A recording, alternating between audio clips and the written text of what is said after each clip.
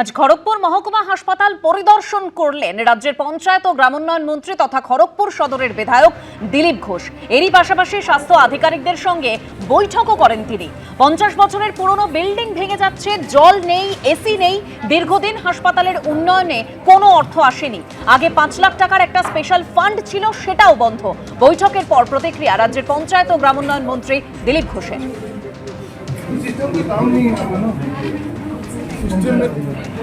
চারজন 50 বছরের বিল্ডিংয়ের সমস্যা আছে, ভেঙে যাচ্ছে, এসি চলে না, জল নাই, বিভিন্ন সমস্যা। বহু বছর ধরে কোনো ফান্ড দেওয়া হয়।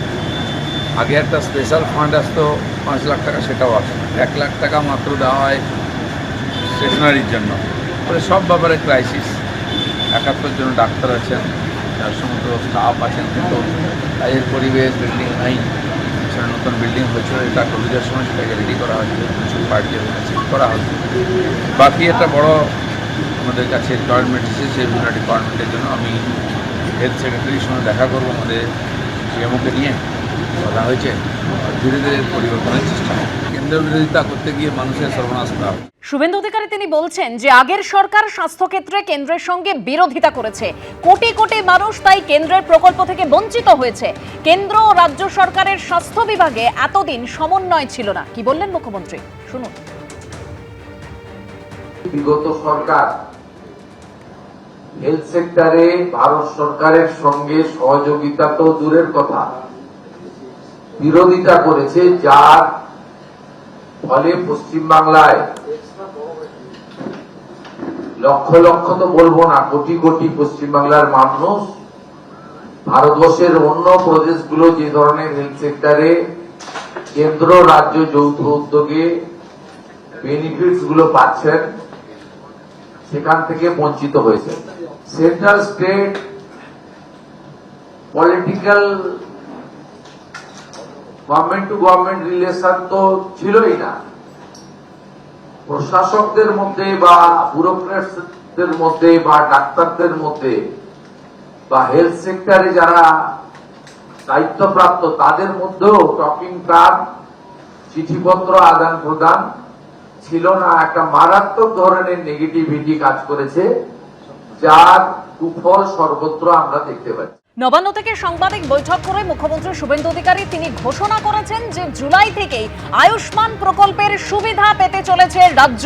এই জুলাই থেকেই আয়ুষ্মান ভারতের কার্ড দিতে পারবো, ঘোষণা মুখ্যমন্ত্রী শুভেন্দু অধিকারী।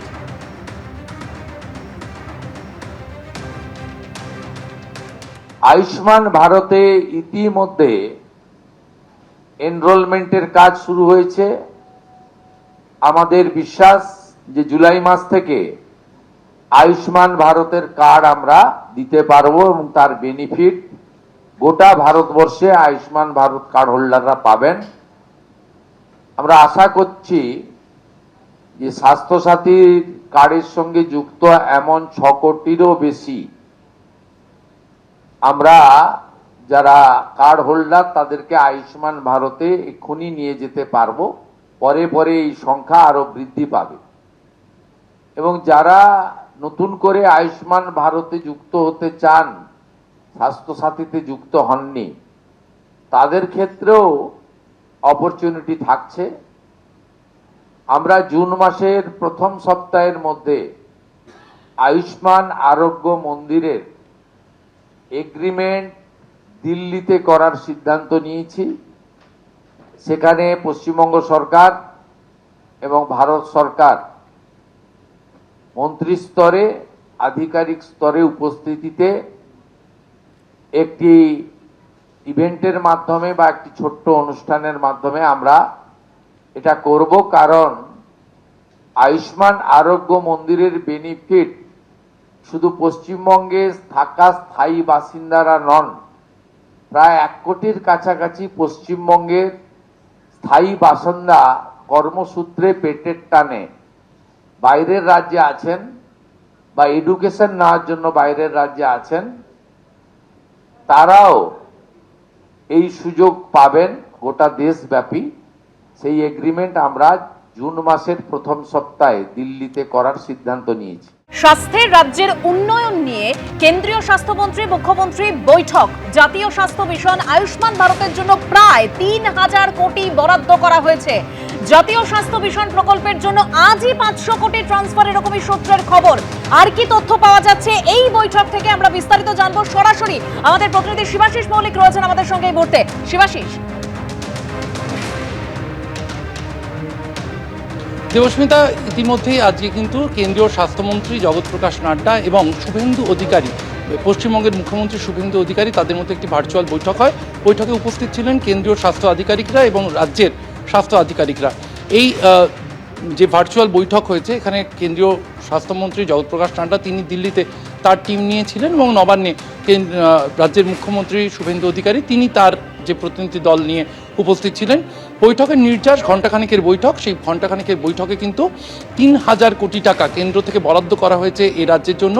মূলত জাতীয় স্বাস্থ্য মিশন, তাতে ২১০৪ অর্থাৎ ২১০৪ কোটি টাকা তাতে বরাদ্দ করা হয়েছে এবং এছাড়াও ৯৭৬ কোটি টাকা আয়ুষ্মান ভারতের কেন্দ্রের যে শেয়ার, সেই কেন্দ্রের শেয়ার হিসেবে আয়ুষ্মান ভারত প্রকল্পে ৯৭৬ কোটি টাকা বরাদ্দ করা হয়েছে। এই যে ২১০৪ কোটি টাকা, তার মধ্যে ৫০০ কোটি টাকা ইতিমধ্যেই কিন্তু কেন্দ্রীয় স্বাস্থ্য মন্ত্রক থেকে পশ্চিমবঙ্গে ট্রান্সফার করা হয়েছে আজই। এর পাশাপাশি আরও উল্লেখ করব যে উত্তরবঙ্গের জন্য যে এইমসের প্রস্তাব বারবার বিভিন্ন সময় বিজেপি নেতৃত্বের তরফে বলা হয়েছে, পশ্চিমবঙ্গে নতুন সরকার আসার পর মুখ্যমন্ত্রী শুভেন্দু অধিকারী আজকের বৈঠকে সেই প্রস্তাবটি তুলে ধরেছেন এবং আধিকারিক স্তরে উত্তরবঙ্গের এইমস এবং এ রাজ্যের ৪ প্রশাসনিক জেলায় ৪টি মেডিকেল কলেজ, কালিম্পং, আলিপুরদুয়ার, দক্ষিণ দিনাজপুর এবং পশ্চিম বর্ধমান, এই ৪ জেলার জন্য মেডিকেল কলেজ তার প্রস্তাব তৈরি করে প্রপোজাল প্রজেক্ট, সেই প্রজেক্ট স্বাস্থ্য সচিব যারা রয়েছেন এ রাজ্যের তারা দিল্লিতে জমা দেবেন। কেন্দ্রের অনুমোদন আসার পরেই কাজ শুরু হবে, এই বিষয়ে কিন্তু আজকে আলোচনা হয়েছে। এছাড়াও বিভিন্ন যে কেন্দ্রের যে ওয়ার্কশপ, স্বাস্থ্য সংক্রান্ত ওয়ার্কশপ, সেই ওয়ার্কশপগুলির কাজ কিন্তু শুরু হচ্ছে। ৩০শে মে এ রাজ্যে একটি এরকমই ওয়ার্কশপ রয়েছে। এছাড়াও আয়ুষ্মান ভারতের যে ইতিমধ্যেই স্বাস্থ্যসাথী কার্ড যাদের রয়েছে এ রাজ্যে, সেই ৬ কোটি মানুষের আনুমানিক ৬ কোটি মানুষ যারা স্বাস্থ্যসাথী কার্ড রয়েছে তাদেরকে প্রাথমিকভাবে কিন্তু আয়ুষ্মান ভারতের প্রকল্পের মধ্যে নিয়ে যাওয়া হচ্ছে। এছাড়াও নতুন করে যারা আবেদন করতে চান তারা আবেদন করতে পারেন। জুন মাসের প্রথম সপ্তাহে দিল্লিতে আয়ুষ্মান আরোগ্য মন্দিরে একটি চুক্তি হবে। পশ্চিমবঙ্গের মন্ত্রী ও আধিকারিক তারা যেমন উপস্থিত থাকবেন, তেমনি কেন্দ্রের স্বাস্থ্য মন্ত্রকের মন্ত্রী ও আধিকারিক তারা উপস্থিত থাকবেন। তাদের মধ্যে আয়ুষ্মান ভারত প্রকল্প সংক্রান্ত একটি চুক্তি হবে। এছাড়াও সার্বিকভাবে যে সার্ভাইকাল ক্যান্সারের যে টিকা, সেই টিকার কাজও কিন্তু ৩০শে মে থেকে শুরু হবে। সার্বিকভাবে পশ্চিমবঙ্গের মুখ্যমন্ত্রী শুভেন্দু অধিকারী যে বার্তা দিয়েছেন, তাতে এতদিন ধরে দেখা গিয়েছিল একটা বিভিন্ন রিপোর্ট যাচ্ছিল না, সেই রিপোর্টগুলো ওনারা এবার পশ্চিমবঙ্গ সরকারের পক্ষ থেকে কেন্দ্রীয় সরকারের কাছে রিপোর্টগুলো দ্রুত পাঠানোর চেষ্টা করা হচ্ছে এবং যাতে গত যে ২৩-২৪, ২৪-২৫ অর্থবর্ষে কেন্দ্রের যে টাকা আঠেনি, সেই টাকা আনার জন্য কিন্তু উদ্যোগী হয়েছে রাজ্য সরকার। ধন্যবাদ শিবাশিস।